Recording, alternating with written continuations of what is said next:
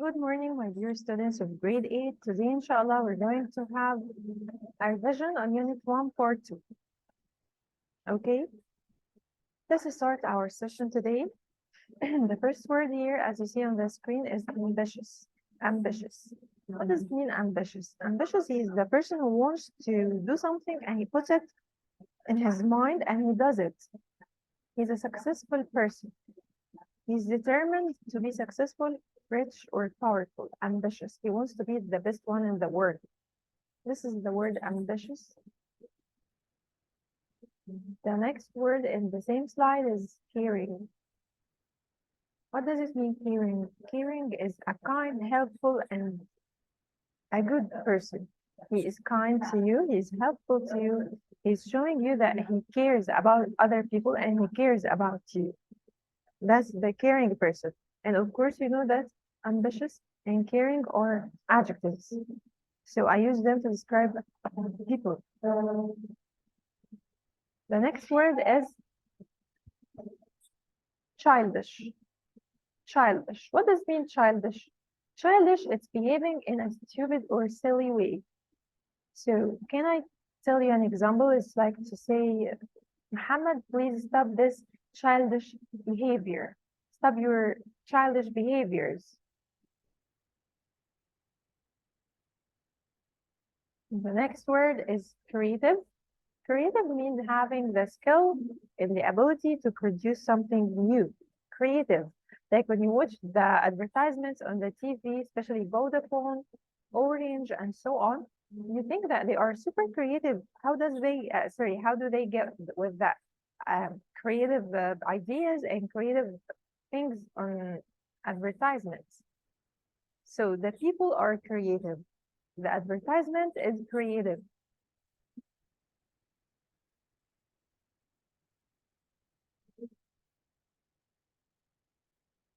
The next one is curious. Curious. Curious. What does it mean, curious? Okay, let's play a game. I'll tell you an example and you have to guess what does it mean. Curious is the person who wants to know everything about everyone and every single detail about a specific topic. So when you just tell him that you went to Australia, for example, you tell him that you went to Australia, he would ask you, with whom did you go? How much did you pay for the ticket? What did you buy? What didn't you buy even? And everything. You want to know everything and each detail about that topic. So curious, it's an adjective. It's having a desire to know about something. Okay. The next word is disorganized. Disorganized. As you see, all what I have just explained are adjectives. So caring, here, let's come back here. Ambitious, adjective. Caring also, childish, creative, curious, and disorganized. I'll tell you the example. As I told you, it's a game. I'll tell you the example. And you have to extract the meaning. Muhammad is a disorganized person. Muhammad is a disorganized person. He has a messy room. He has a messy room. What does it mean he has a messy room? It means that he has a room full of mess. His room is a mess. He doesn't put things away. He doesn't put things in its correct place. He doesn't organize his table or desk. He doesn't organize his clothes and so on. So disorganized is the opposite or the antonym of organized. He's badly planned. He's not planned. No, he is badly planned. Not able to plan or organize well.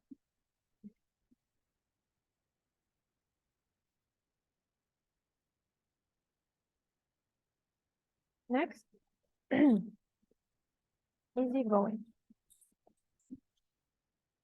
So if I tell you that Mona is an easygoing person, it means that Mona is that person that you deal with without worrying that he would think something bad about you or misunderstand you and so on. He is an easygoing person. If you do something and he didn't like it, he would come and ask you, why did you do that? Because he is an easygoing person.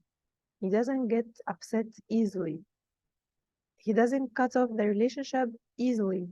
He's an easygoing person, a person you love to deal with because he is يعني, relaxed and happy to accept things. He accepts things easily.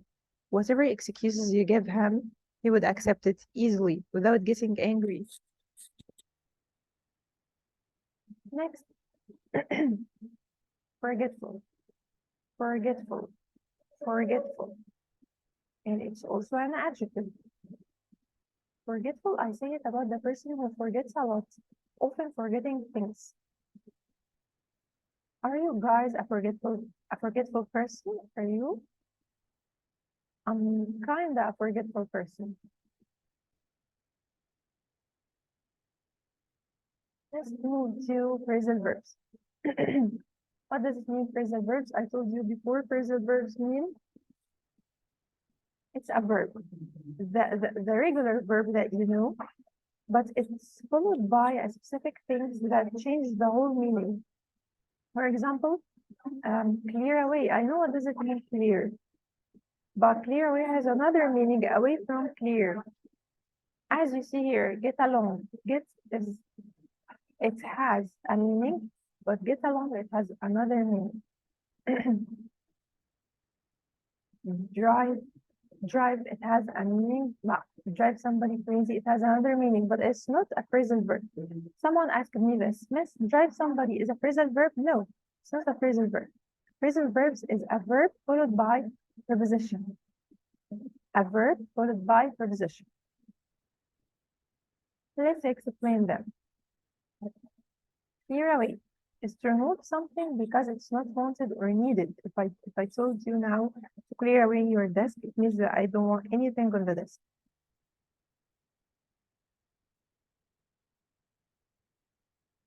Get along. I'm here on this slide.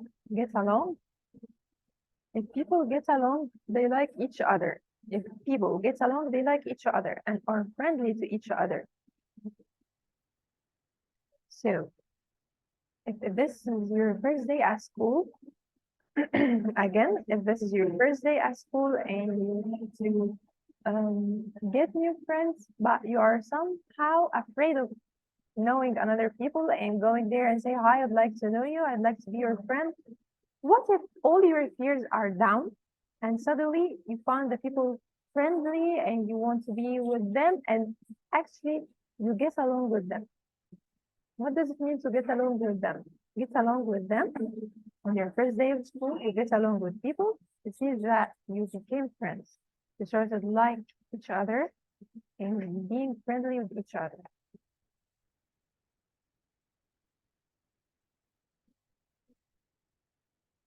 Here are some new phrases or expressions, like drive somebody crazy, to make someone very upset or angry.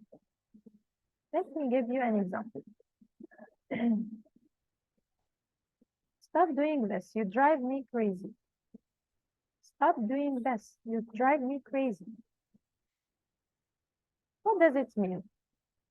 It means that this person you are talking to is making you upset or angry.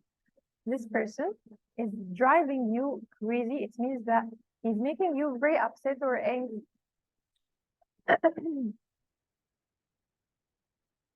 Keep an eye on.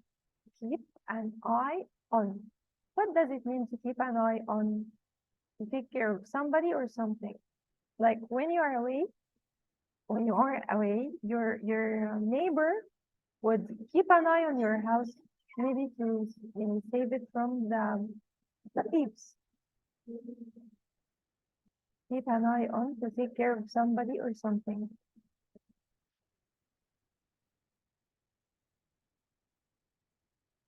Next.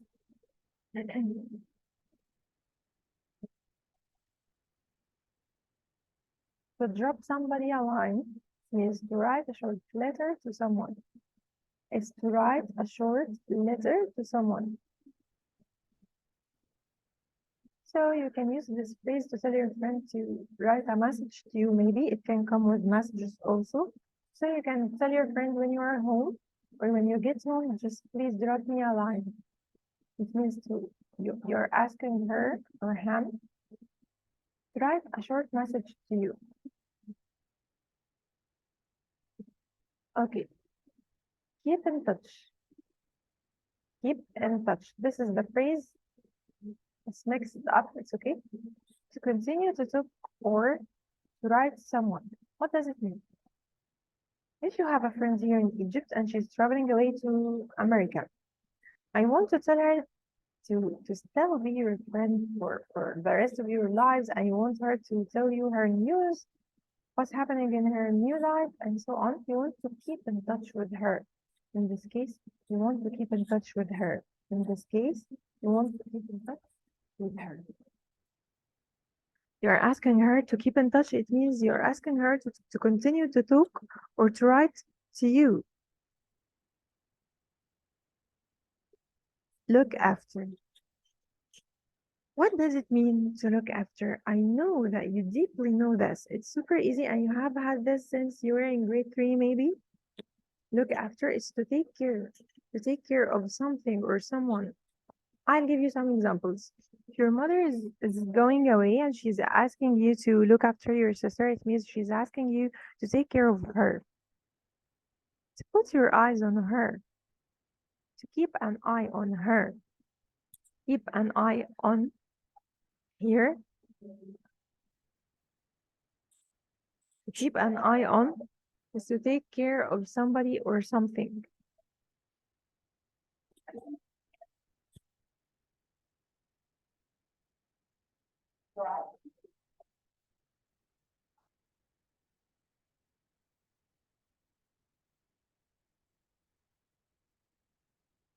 Okay, we are here. We have run after. Guys, look after, run after, take after. These are phrasal verbs because it's the verb followed by a preposition which changes the whole meaning. Look after, I say that. Run after, it's to chase or pursue. It's to chase or pursue. Run after, it's to chase or pursue. For example, lions pursue or chase or run after their prey. What does it mean to take after? To take after is to look like someone. Is to look like someone. For example, you take after your mother. It means that you look the same like your mother. And it comes with behaviors and also features.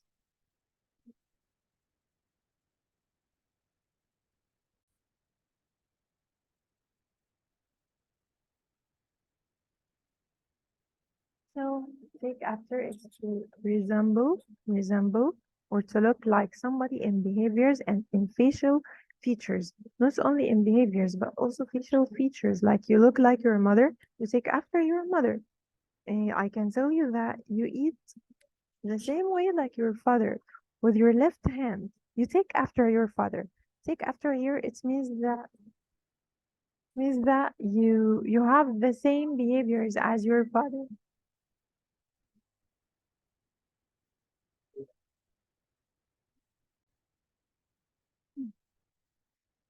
So guys, that was our session for today, and please pay attention to phrasal verbs. Now, what does it mean a phrasal verb?